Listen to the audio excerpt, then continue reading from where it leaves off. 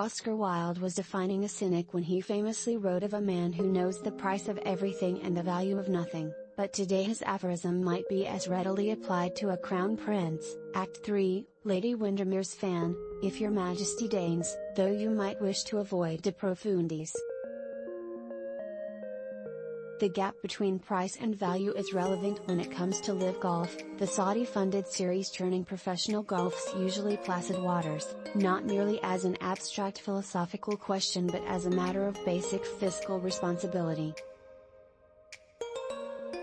It's nigh on impossible to muster sympathy for the Saudi regime since that emotion is best reserved for those living under its jackboot.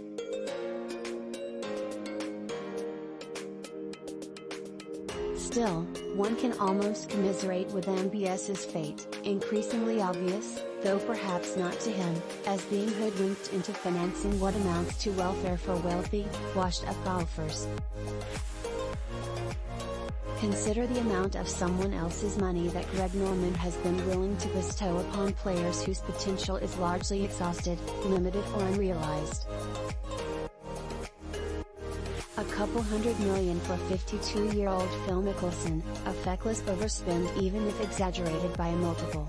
Something similar so Dustin Johnson can accomplish his stated goal of not actually playing golf. A stout backhander to soothe the blushes of Brooks Koepka, who had to perform an about-face that would be the envy of Linda Blair in The Exorcist.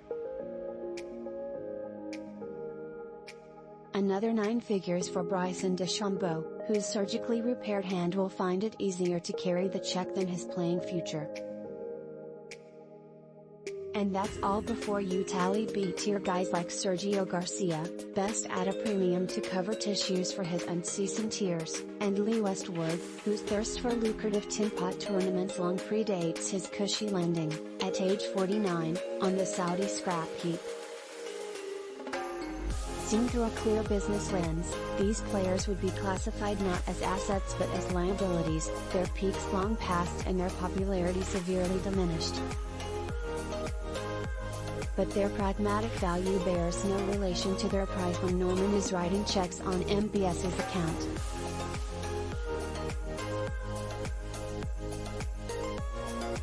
That's why those who have managed to clamber aboard Greg's gravy train can't believe their luck.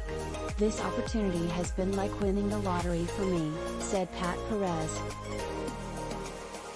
The 46-year-old, 5 years removed from the last of his 3 PGA Tour wins, didn't even buy a ticket.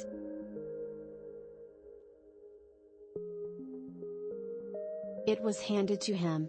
It's a money thing, echoed Matthew Wolff, whose tenderness in years hides a weary veteran's scar tissue in distant form.